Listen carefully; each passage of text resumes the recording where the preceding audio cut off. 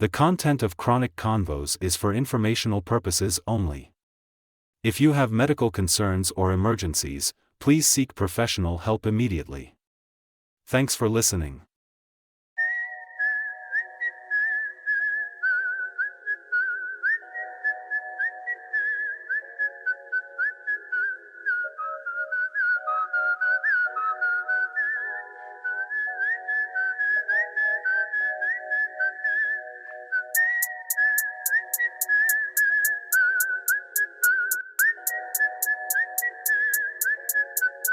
Hi everyone, my name is Ashley Yudkovic and I'm your host of the Chronic Convos podcast. Please remember to like and subscribe on Spotify as well as our YouTube channel and our Instagram, Chronic Convos. And we now have a TikTok up and running, so please check in there to get updates and sneak peeks of our episodes. So I have a very special guest today. I am joined by Mason Milne. He is actually in the UK, and he and I got connected through social media, and then it turned out we had a mutual friend. You guys remember Kim Possible that we had on a few episodes ago. So she and Mason have been friends for a really long time. And I had the honor of being on Mason's and Kim's podcast last week. So then I asked Mason, would he be willing to come on? And he was willing to come on. So, Mason, I'm going to let you take it away. When you introduce yourself, just let our followers and listeners know where they can find you on social media, as well as the Vulnerable podcast. Yeah. Well, thank you, Ashley, for having me on your podcast. I always like going on different people's podcasts just so I don't have to. I get a break from doing all the hosting my end. Right. But yeah, to anyone who doesn't know me, I'm Mason. I run my own podcast, which is called Crohn's and Autism Awareness Advocate, and Ashley came on for. I do different series on it. So at the moment, recording a series called The Vulnerable, like Ashley said, and what that's about. It's about people come on and talking about their story, which it may be about chronic illness, or it may be about something else. Just so how sharing their story. So yeah, that's my podcast, and um, it goes on Spotify. So Crohn's and Autism Awareness Advocate is on there. On Instagram, Autistic Advocate for Crohn's, and that's the same on YouTube. And on Facebook, My Journey with Crohn's Disease on there as well. But yeah, I've done that since 2020, and me and Kimberly were friends since then, really. So didn't think it would go on this long, but it was through pandemic, but it kind of continues to now. So, but yeah, I'm really looking forward to being on your podcast, Ashley, so we can speak about my journey. Yeah, again, Mason, we're so happy to have you, and thank you so much for agreeing to do this. Before you go, or do you want to go into your journey first, or do you want to say why you started your podcast during 2020? Whichever one you want to take it away with. I'll start with my journey, and then the podcast kind of comes into it from there. So I was diagnosed with Crohn's disease, and that's the only chronic illness I have at the moment. And I've had that since 2017. So I was diagnosed in October 2017, and at that time I was 16. My birthday's in September, so I was happy I had an okay birthday because it was only 2 months later I got diagnosed. But I knew it was more family members around me that noticed it more than me, and I only noticed it when I couldn't eat anything, and when I was having pain and abdominal pain. So that, but looking back 2017, I just look through pictures and how different I look to maybe in, let's say, maybe 2 years before that, 2015. Like how skinny I was, There's a picture I have when I was really ill. It's really scary when you look at it, because it's like you're in the apocalypse or something like that. Like you're in the apocalypse and you can't eat anything, and like the skeleton, it just really looks really poorly. So looking at that picture kind of tells people that it is an invisible illness and you can't see it. But um, at the time, had to push to get appointments for a colonoscopy and an endoscopy, which I had at the same time. I did, purely because I don't want to go back. I do it at once, so not at what they're not both at the same time, of course, one after the other, and that's how I got diagnosed, by having that. Right. And I'd never heard of it before, Crohn's or any chronic illness. I never heard of any of it, so it was all new to me. So I know sometimes when people get diagnosed, they have a little bit of um, knowing about it. But for me, it was completely new. So I was diagnosed around that, and then you didn't really get told much about it. Really, I got my leaflet. I had my toast after the colonoscopy, because of course you can't eat for several hours. Um, Right. you can't eat for several hours. The only things I could eat was maybe sweet, um, a sweet. That's about it. Um, so there's limited what you could have, what you can't. So I had that. I got given my You have to. leaflet. Right. Oh, you have a prep as well, right? I'm sure it's probably very similar because it's the same type of procedures. Because as you and I were speaking offline, I most likely have Crohn's, which it has just really revealed itself in the last 5 weeks. So I have to get an endoscopy, colonoscopy as well. I have the option to do them separately, but you'd rather get them done together, especially if it's looking for the same thing. And then also my GI doc was like, let's do them at the same time. But yeah, I have to drink like all that liquid with that solution or whatever the packets they put, you have to put in your fluids.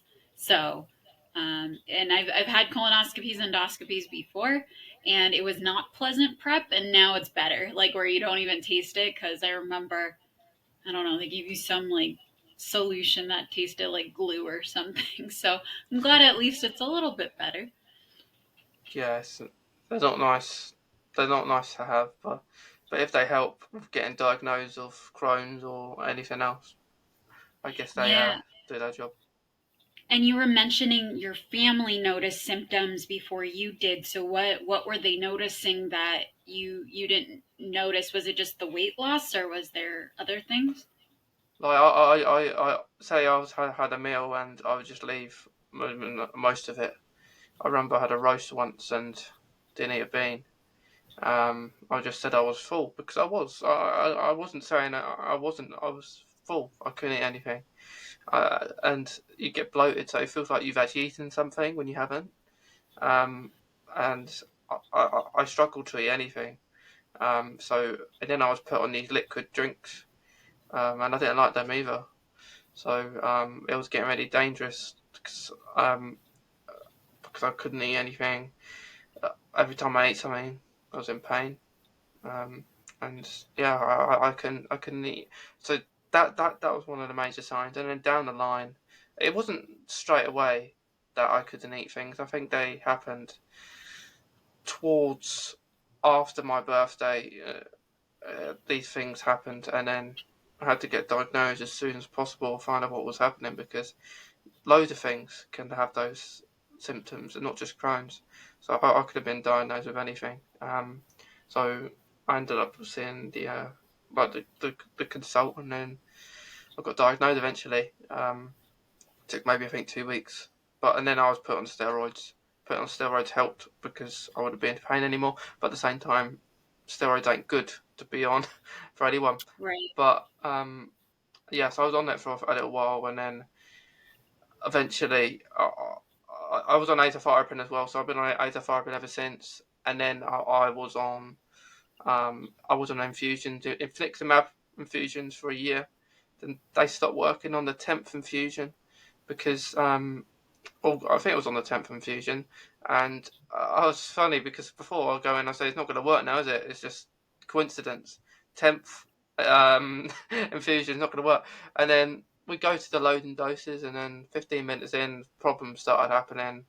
I felt like the cannula was going to burst, and then I struggled to breathe, so I had to have oxygen. Oh So, no. so it wasn't a very good reaction. But then we continued the infusion, but just very slowly.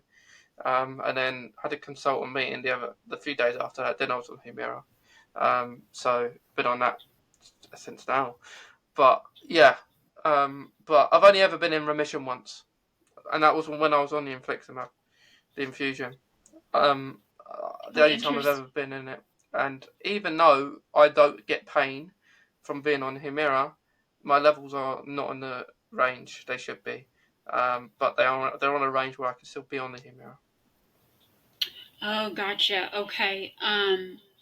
Yeah, I've heard mixed reviews about, different people in our community being on, getting infusions. Some people really respond to it and others don't. And it's funny you say Humira because that was the first biologic I was put on when at the time um, it was only known that I had psoriatic arthritis.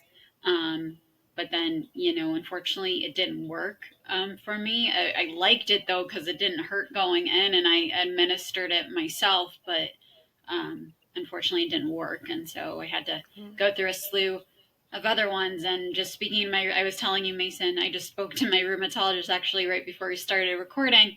She wants me to stop my current one, which is Cosentyx, because that's not good for Crohn's. It's only good for arthritis. So, I might have to go on a different class altogether because I just don't respond well to the TNF inhibitors. So, yeah. What I was going to say was, how long was it with your symptoms before you got diagnosed? It seemed like it was a short time, right? You didn't have to wait that long to get diagnosed with Crohn's. I think the symptoms started probably early in the year of 2017, but just not painful ones. So um, probably early on, maybe February, probably where I looked very skinny, looked different. But that was probably the first symptoms, the weight loss. Maybe I wasn't eating as much, and then as the month went on, they noticed it more. So as soon as wasn't eating, and I lost weight, and I got the abdominal pain, that's when I had to try and rush as fast as we could, because when I saw the consultant, he did say I probably would have had surgery if I didn't get seen when I got seen. So yeah, for other people it takes years sometimes with getting diagnosed with Crohn's. I spoke to people who have just still haven't been diagnosed, or they take many years to get diagnosed with it. So I think Yeah. it's quite lucky when if we get diagnosed quite fast, but at the same time you've got I guess you've got to be patient with getting diagnosed. Yeah. Did your doctors think about that right away that it was Crohn's, or did they think it was something else? Or your levels came back alarming enough that they're like, no, this is most likely Crohn's. Um, well, actually, before I went to see a consultant, there was something. I had a fistula in my bottom, my bum, and I didn't know what it was at the time. I don't think I was diagnosed at this point with Crohn's. I was just wondering what it was, and the doctor, because you over here, I don't know if you're the same where you are, but over here, if you have a problem with your Crohn's, you have to go to your doctor at your doctor's surgery, not the hospital. If it's really bad, you get transferred to the hospital. So we're at the doctor, and the doctor does not want to look at whatever it is, like the fistula. At that point, we didn't know what it was, but she thought it would be uncomfortable for her to have a look at it. But I think you're supposed to be uncomfortable. It's not something. If you don't look at it, you're not going to get fixed or seen to. So I think she didn't want to look at it, and then she got in trouble in the end for not looking at it because it got worse. It got worse. Yeah, It did. that's neglect. Not to Yeah, throw that word around, yeah, but that's like patient yeah, neglect there. That's not good. yeah. It got worse, and she got in trouble. And then shortly after I had a consultant meeting, then he looked at it and he said we have to get this seen to because fissures can go really bad. Mine Right. at the moment is all right. It got to the point where I needed to have because it stopped you going to the toilet and you get constipated a lot by having that there. So it got seen to, and then that happened, and then I think that maybe I don't know. I think that was before I got diagnosed, but that was just one thing that could have been done differently. Um, I think. Yeah, for sure. I mean, you could have been in really bad condition, and out here we call that malpractice as well, or like patient abandonment. And I'm so sorry you had to go through that when you're already not feeling well. You know something's wrong, and you're doing what you're supposed to, and then you have a physician that doesn't want to take care of it. So I'm so sorry that you had to go through that. I mean, of course, we have physicians like that out here too. I think with my possible Crohn's diagnosis that I have such a large team of physicians now that they know I'm not going to like take no for an answer until I get an answer. So I thankfully with my team, I haven't run into that. But I know others who have or who are told, oh, we'll see you in 6 months or, whatever. And I don't know if it works that way in the UK, where sometimes you have to wait like months and months to see your doctor. Um, Yeah. does that work that way like that? Um, I guess it depends. Like I know for my doctor, you have a probably a yearly checkup, and it's the same with my consultant.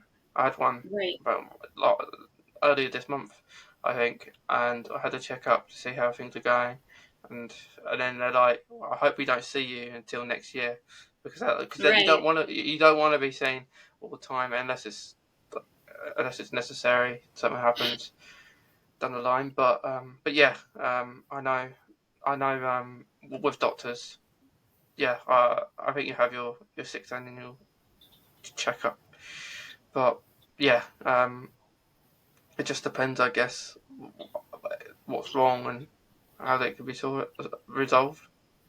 right. So after you got the confirmed diagnosis of Crohn's, like how are you feeling emotionally and mentally, or were you just kind of accepting, like, okay, at least I have an answer now? Like what was going through your head at the time? I mean, I thought when I was everything was going on, I thought it was just a bug. I thought it was just a bug that was going to get sorted. Right, Not a to find out it's a disease that there's no cure. No one can. You can only be on medication for the rest of your life just to deal with it. And I was alright.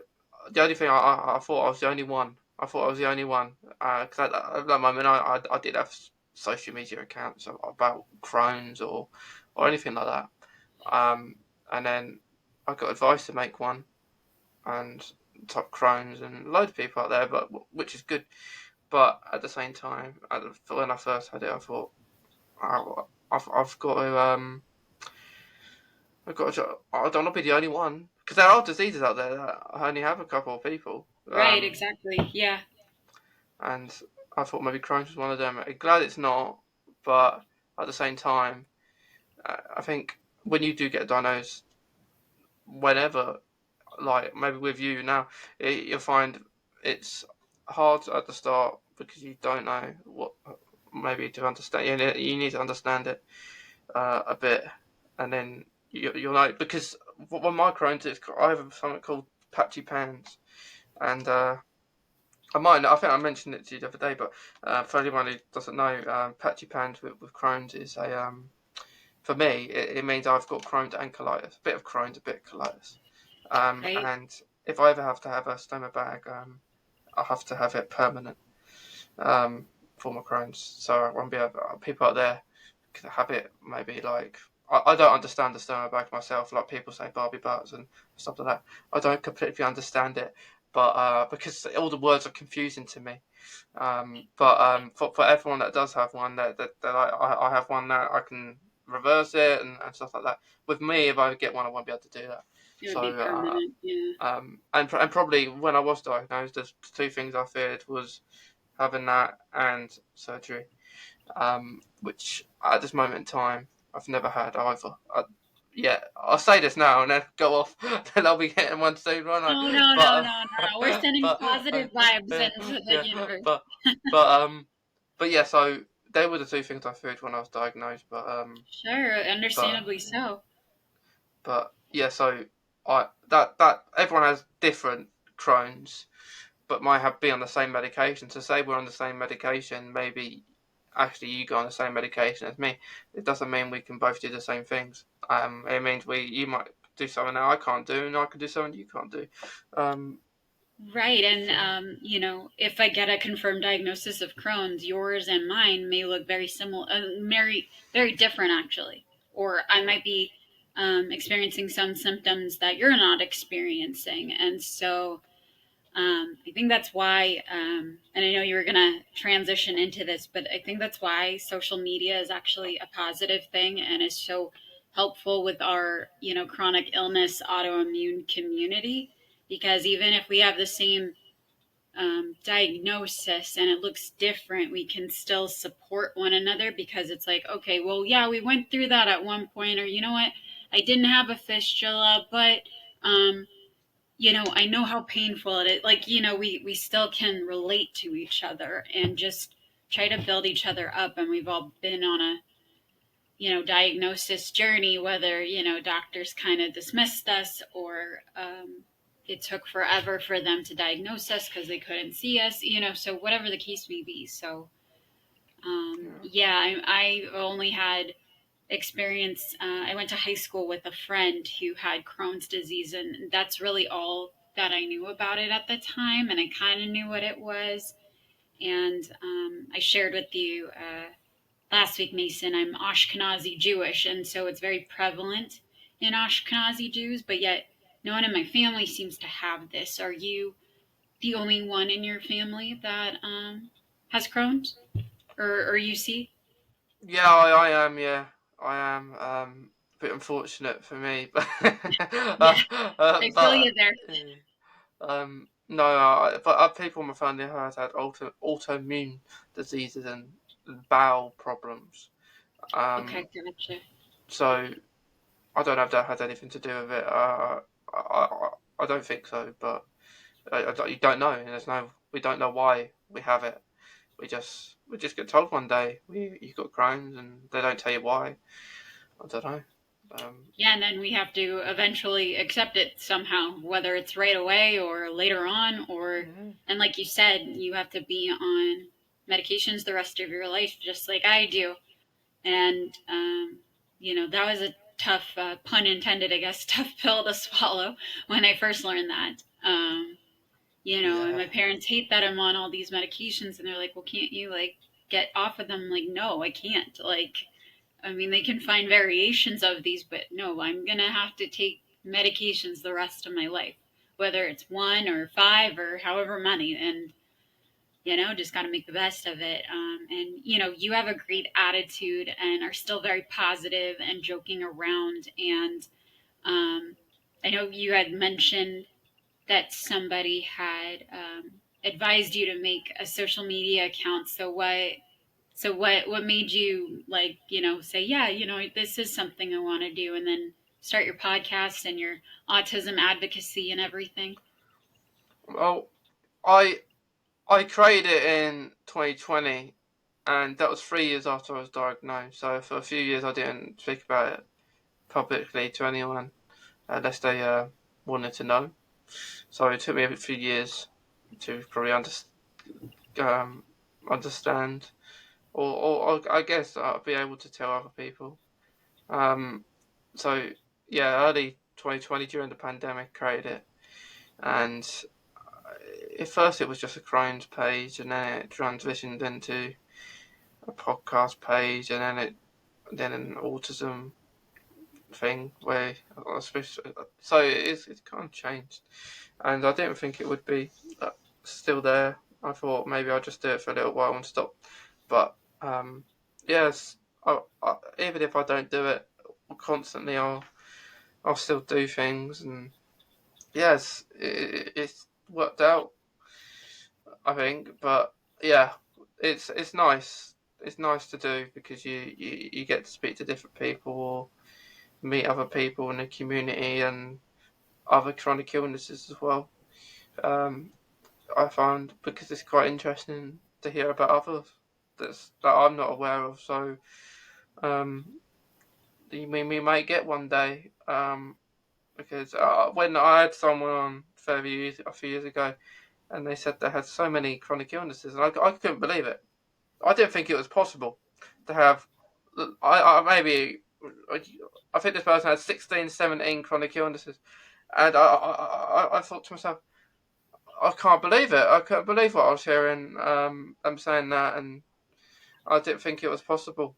I thought one was bad enough. I mean, Yeah. one is bad enough to have that many. I mean, it's terrible, isn't it? It's not nice to have any, but I guess when you have, like yourself, you have a few. If you have more than a few of them, they may impact other chronic illnesses that you're on. So say you're on one medication, it might not work for another one. So the one that is supposed to help, you might get really bad symptoms because you're not on that certain medication. Maybe. Right. Which I'm, like you said, so if I do have Crohn's, that's number 10 for me in terms of autoimmune chronic illnesses. And as I was mentioning, my rheumatologist said I have to get off Cosentyx because it's not good for Crohn's. It's good for the three forms of arthritis I have, but not good for Crohn's. And so I know I'm probably going to flare up until I get switched to another medication, and, not looking forward to that. Also trying not to dwell on it. But yeah, when I first got diagnosed too, I didn't realize you could have more than one. And, now I'm starting to see how they're all interrelated, at least in my case. Um, but yeah, it's crazy. And, I didn't think it was normal to have so many until I started meeting other people in our community that also have more than one, chronic illness, autoimmune issue. Um, and yeah, like you said, the medication journey is always super fun. Different side effects and stuff. And then, being flared up and everything.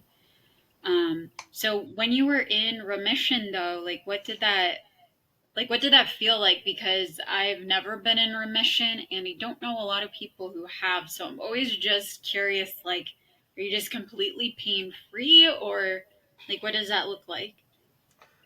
I think because ever since I was on from the start, I haven't been in that, like I haven't had abdominal pain as such, like that kind of pain. So to me, it didn't feel like anything new. It felt Gotcha. good. It felt good because maybe I could go down on medication, not off. Unfortunately, I Right. always I want to be off, but I think there's always a risk if I do go completely off. It's not gonna work. Right. um, until maybe I get to where my levels in the correct range. But yeah, it didn't feel any different.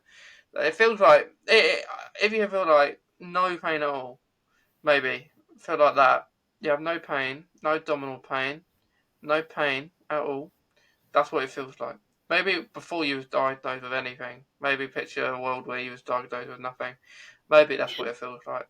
But to anyone, everyone can have remission. I think I had mine for a fair while.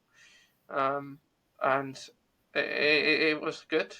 It was good, and then Fleximab didn't work in the end. So I still know. I know people have been there for lots of years.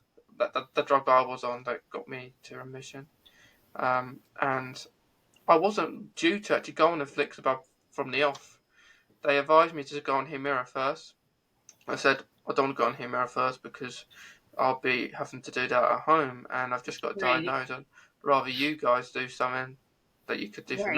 me, rather the other way around. So they put me on Fixamab. Worked for a little while. It did work for a while, and then it stopped, which was annoying. I thought I could be in remission for a little bit longer, and then I go on Humira. That there could have been times where I feared that I might go off Humira because the amount of times it ain't worked, but it has worked as well. But Yeah. yeah, remission is nice, but it's rare for people to get in it. Yeah, it sounds amazing. I can't remember the last time I was pain free because I'm convinced a lot of my issues happened when I was younger too. Like I had these when I was younger. So I can't even remember what pain free feels like, but what you're describing sounds like a dream. So I'm glad that you at least got to experience that, even if it was temporary. Because I wish that for anybody in our community that at least you have a relatively low symptom day and or you're just, close to being pain free as possible, if not totally. So, but I'm Yeah, sorry that it was only temporary for you and that, you know, everything returned for you. yeah. Like I feel like not being in remission doesn't mean just pain. It just means maybe like levels are high where you don't have any pain. That's what it is at the moment. That's why I'm not in remission now. Like I don't get any pain like I did when I was really bad, like with abdominal pain or anything like that. But it's Right. just the levels are not in the correct order. Well, not order, just the range. Um, so that's why I'm not in remission now. But yeah, and it means I still have to be on the same medication for even longer, so another year. So, Right. Right. but we deal with it, and we have to deal with it. Yeah. And got to make the best of it, right? It doesn't prevent you or I from, continuing to do what we love to do. I keep staring at your Doctor Who blanket in the background. And for our viewers and listeners, um, you not only have a podcast that's dedicated to, the vulnerable and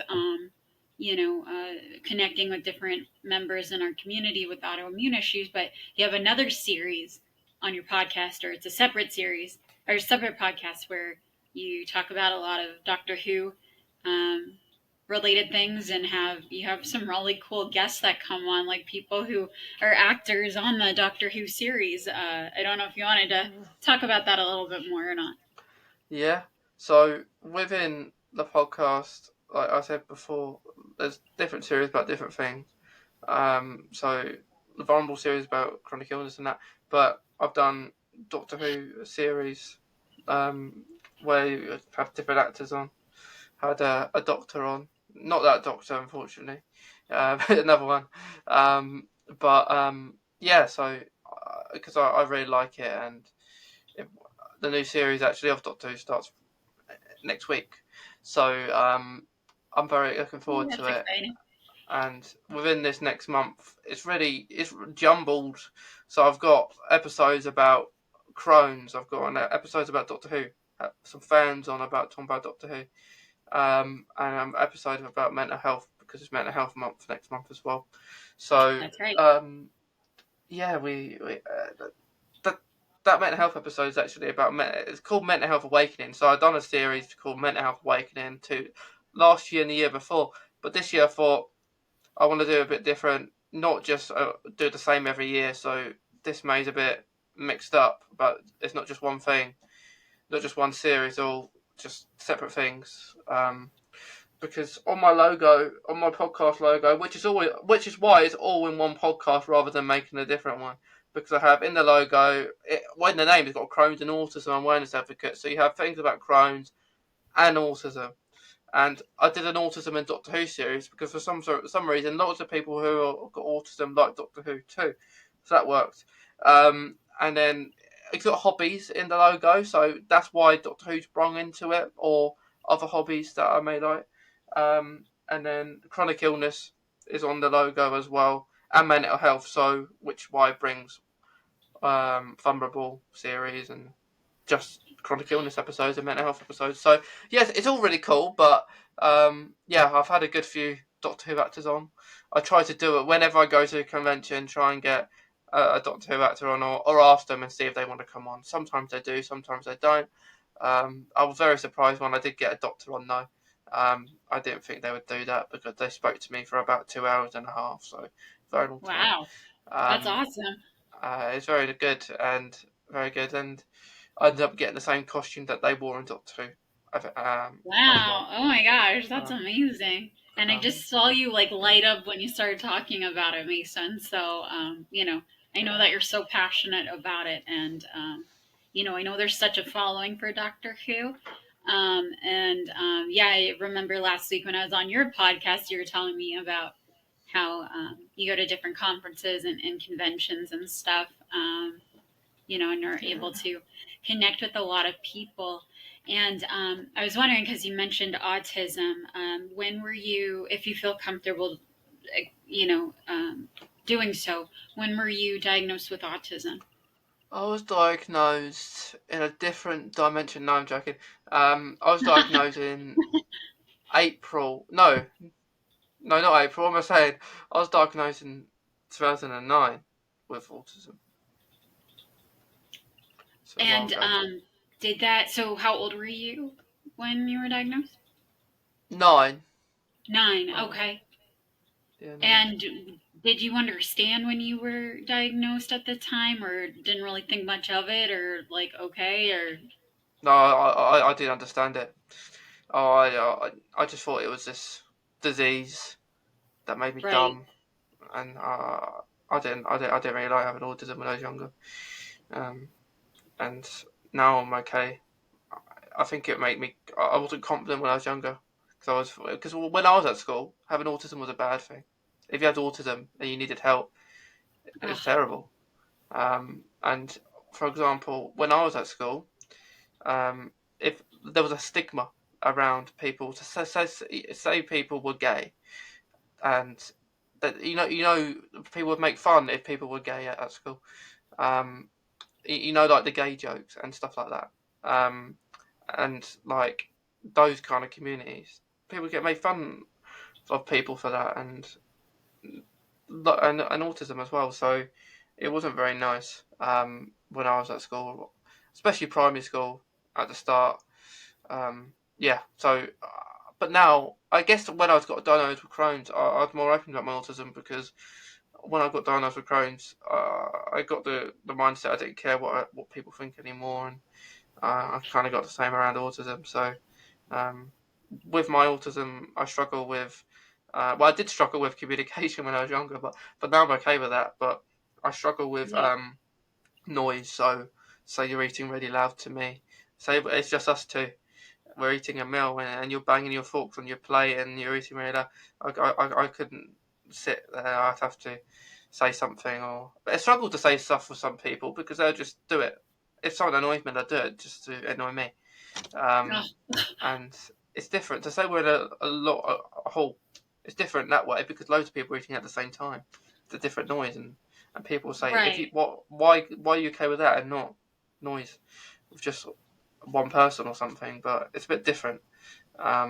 So yeah, I don't like that kind of stuff and right, certain noises as well. yeah. I don't know. I don't like people yawning. I don't know. I don't like people Uh oh, yawning. can't yawn. I'm just kidding. Um, no, Yeah. no, no. You know when people, I don't mind when people yawn, but you know when they make that stupid noise, like that Oh, yawny when they're like noise. really loud or Yeah, something. yeah, Oh, yeah, gotcha. Yeah, yeah, that makes sense. And yeah, it's and due to the overstimulation, right? yeah. For people who don't understand autism, that's it's not like you're just annoyed by everything. It's sometimes too much stimulation, right? That can Mhm.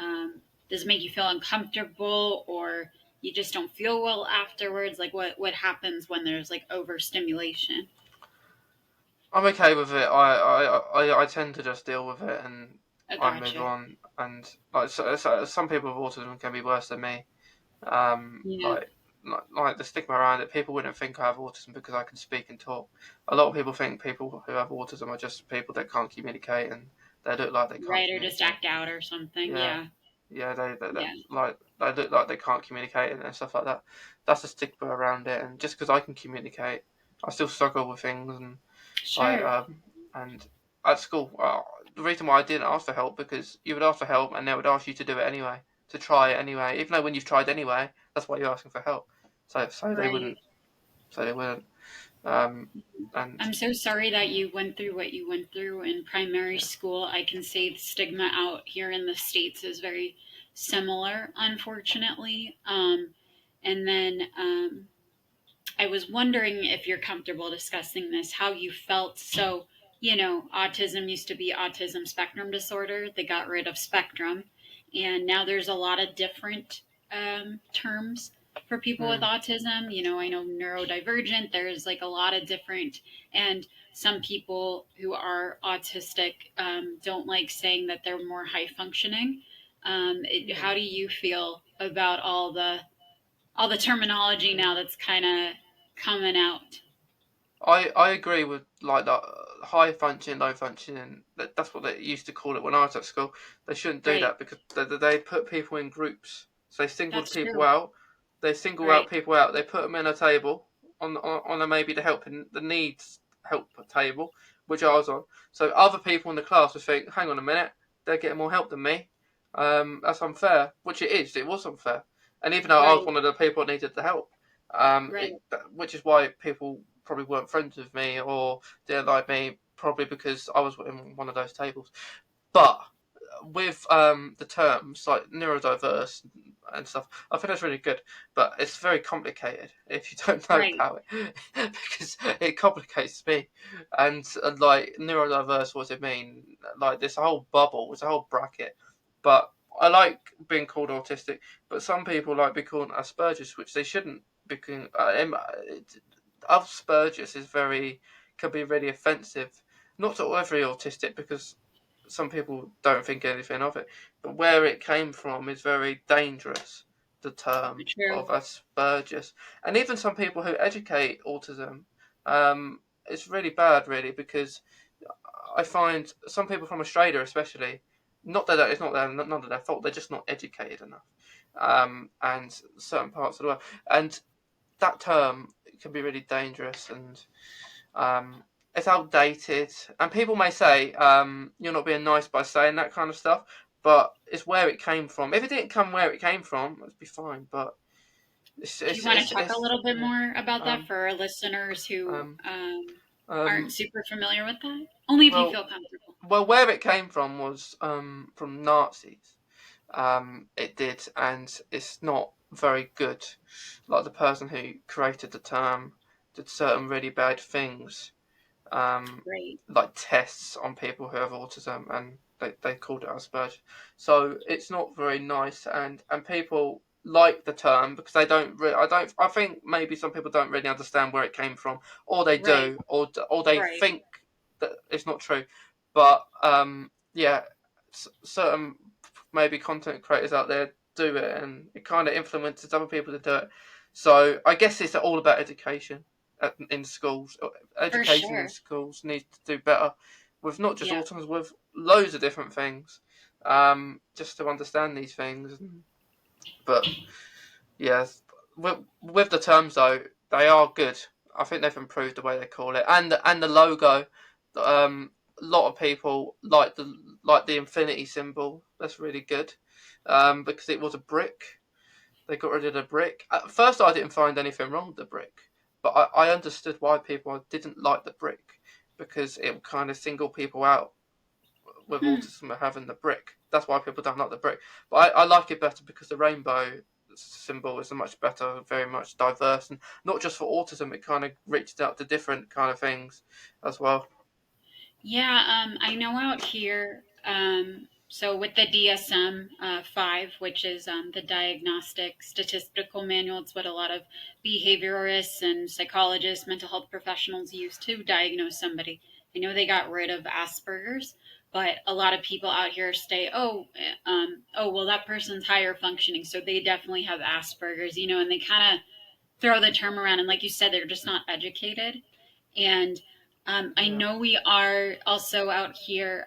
There's a lot more rainbows as the symbol now, but I know that there's still the puzzle pieces out here. I don't know if you had that in the UK, but if you know it's an autism organization, there's usually like a puzzle piece in the logo. yeah. Um, Like how do you feel about that?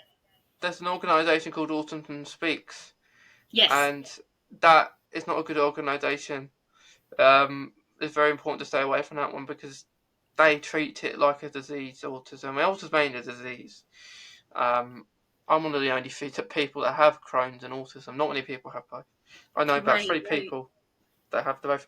But it's annoying because people say like you said, people have Asperger's if they've got high functioning, but Asperger's is autism. Right. Um, Right. it's the same thing.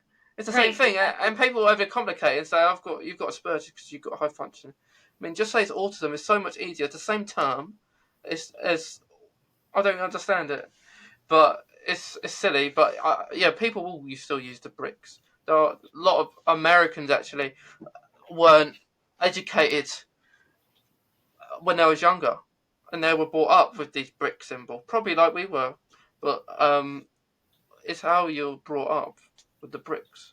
Right. Um, And my mom is a learning specialist at the college level, and so she would help students with learning disabilities as well as physical and physical disabilities and mental health, and would help like proctor their tests and give them the proper accommodations that they needed in school, and then also teach them job skills so they could land an interview and everything. And she told me when she first started 40 years ago in the field, it was all about diagnosing people with Tourette's, like no matter what, whether they had the symptoms or not. No, they have Tourette's. Then it shifted to everybody has ADD or ADHD. Then it shifted to everybody has autism now. And she was saying, she just hates how people are just labeled. Like, if you have it, okay, and we'll get you the proper accommodations. But, like, it's just like some people get, like, so diagnosis happy and just start diagnosing everybody with this. And it's like, that's not the case. And mm, so it was just kind of interesting how she told me you know, I don't want to even call it a trend, but that's kind of how she described it because it's like it would go in these waves and trends of when, different people um, it yeah. was like the diagnosis of the day or whatever. And even though we no longer refer to autism as a spectrum disorder, again, kind of tying it back in with our autoimmune issues, you and one other person can have autism, but it's going to look very differently, just like in any Mm, disease. Um, would yeah, you would it's agree not. with that? Yeah, I mean, I've heard where people were saying like autism is this thing where like everyone is autistic or something, which isn't. I mean, you can have autism like this is why I've called it neurodiverse because you could have ADHD and still be called neurodiverse or neurodivergent, or you can have autism, dyslexia, epilepsy, um, all those sort of different things, and they're all in Right, that bracket. right, You could call that a spectrum, where it's all part of that same spectrum, but it's like a bubble where you have all these different things. But yeah, so I don't think I think there's still lots that needs to be done around that, and yeah, there's so much that needs to be done around that. Because even teachers, even adults don't know, so it's hmm it's very important. yeah, and it's just so unfortunate. And again, just with our community in general, but then, with in the autism community too, it's just these are our daily lives, and like we're doing our best to carry on and to just be a contributing member of society, whatever that may look like for us.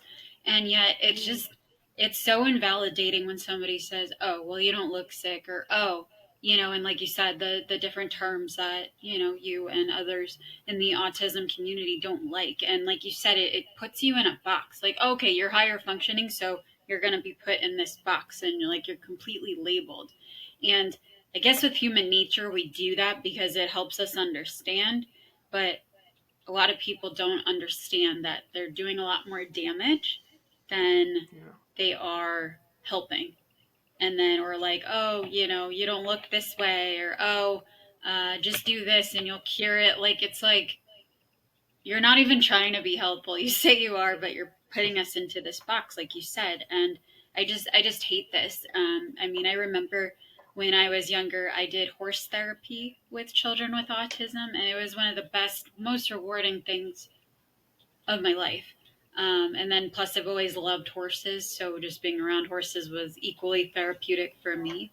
But then being yeah, able to like help a child who was having like a really hard time or a hard day, as soon as they like got on the horse, it was just so therapeutic for them, and so that was always so rewarding for me.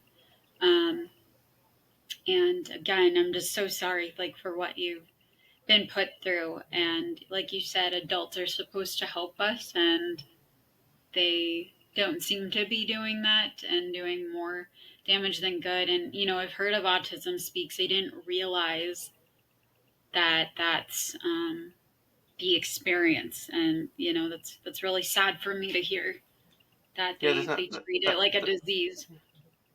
yeah, they're not good. They put out toolkits and stuff like that.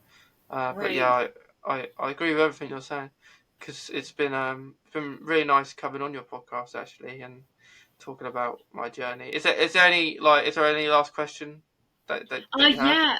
I was just curious. So I know that you do autism advocacy in schools, right? Locally. Yes. Did you want to Yeah. talk a little bit more about that and like why you wanted to get involved? Was it because once you were diagnosed and came to understand it as you, grew older, that you wanted to get involved and just try to change the stigma that there is in schools? Yeah, I sometimes go to different schools and I talk about autism or all different things. I'm going into one in a few months talking about sports, doing like this activity thing. I went in recently to talk about how children can transition into secondary school as well. So yeah, I do all those different things. Um, but it's all good fun. It helps them and it's good fun to do. How Um, did the kids respond to you? Do they seem to be happy that they have somebody on their side, or they might be too young to understand what's going on? Or some of them were very good. Some couldn't be answered, but okay. one thing that was, I think they just found me funny. 'Cause I like to be funny. Um, like yes, it's very good fun. Yeah. Okay, good. I'm glad. And do you have any other upcoming projects or advocacy work that you'd like to tell our viewers and listeners about? I know, I know. In a few over the few months, there's going to be loads of different things happening around podcasts and stuff. Um, and so, to anyone who wants to know, I have my own TikTok that talks about. Well, I do Doctor Who videos, like go dress up as the characters and act them out. Because I like to do that in my spare time. So, my account is called Doctor Who.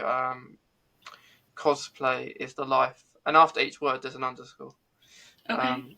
I do that.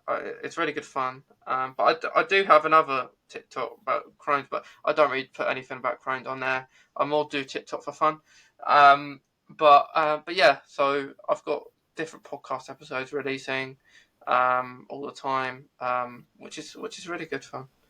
So you can check that out. But yeah, thank you, Ashley, for having me on your podcast. Yeah, thank you so much, Mason. And, we'd love to have you back on, the podcast at a later time. And especially if you have like any upcoming projects or anything or Yeah, an upcoming series on your TikTok that you'd like to, um, love to. talk about, or if there's any, I don't want to call it trends, but if there's like new data or, something new in the Crohn's or the autism community, that you're really passionate about that you'd like to speak about, we would love to have you on here. And, or, maybe we'll develop a series Yeah. where we just talk about anything that's not autoimmune related. So, I know you light up with your Doctor Who stuff. So, for sure. And Love then to. Mason, where can our viewers and listeners find you on Instagram? They can find me autistic advocate for Crohn's, and after each word an underscore.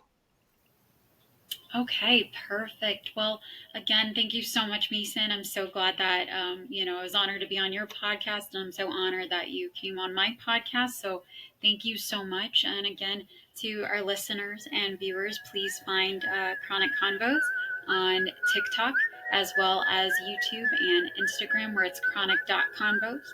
And it's a little green square circle, depending on what platform you're on. and it has my name, Ashley Yudkovic, in gold over a golden mic. Again, thank you so much for listening, and can't wait to see you guys next week. All right, take care. Bye. Bye.